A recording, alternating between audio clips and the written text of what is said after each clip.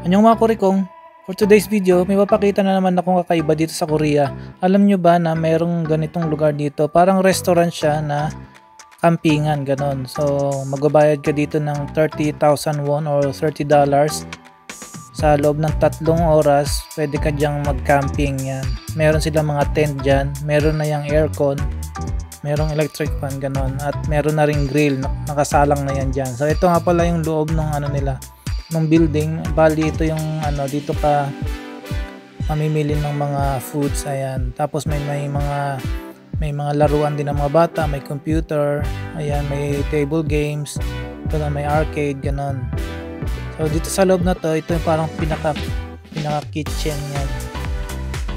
Tapos dito yung pinaka shop nila, ayan, may mga tinda silang ramyun. Kasi alam nyo guys, hindi pwede magdala ng dito ng mga pagkain. Dito ka talaga bibili ng mga karning pang ihaw mo, yung mga kainin nyo. So ayan siya. So convenient na rin, at least meron na lahat dito. So dito yung mga pwedeng ihawin, may beef, may pork, may mga shrimp, yan. Malalaki, so masarap din yan, mga sariwa yan. So may mga ice cream din, at syempre may mga soju, beers, gano'n. So lahat ng kailangan nyo pag nag-camping kayo, meron na sila dito. So kagandahan nito, kapag mayroon kang mga birthday o may okasyon, pwede ka na dito kung gusto mga trip nyo yung mag-camping yung ambience ninyo. Kagandahan dito nyo na i-celebrate. At least pagkatapos nyo mag-inuman, mag-party, pwede na kayong umalis, wala nang ligpit-ligpit. So sila na magliligpit niyan, at sila na rin magsisindi ng mga uling ninyo, at magagawin mo, mag-grill ka na lang, so luto na lang. So ayan, ito nga pala yung loob ng tent nila, yan. So yan, pang ilang tao okay yan. Bali napakalamig din ito kung summer, mayroon silang aircon, kung winter meron man silang heater dyan. So ito yung uling na prepare na nila yan. So magsasalong na lang tayo. Ito yung mga pinamili natin. Medyo may kamahalan lang siya compare sa mga groceries ng mga tindang karne. So syempre at least kikita rin sila, di ba?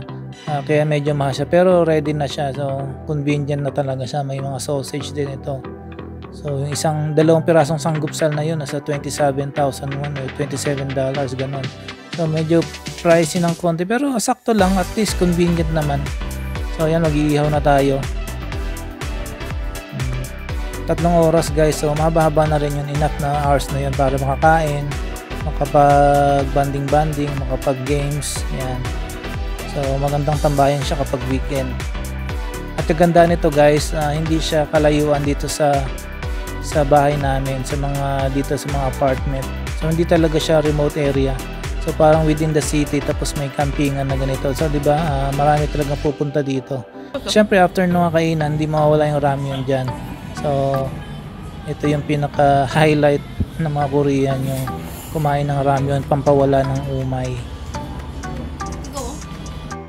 So yan guys, kung may mga idea kayong ganito, na gusto niyo magtayo ng ganitong business sa Philippines, I think napakagandang idea nito, no? At pa-comment na lang dyan kung meron na rin bang ganitong klase ng concept sa Pilipinas o wala pa. At kung wala pa, start nyo ng ganitong business, sigurado patok to sa atin sa Pilipinas.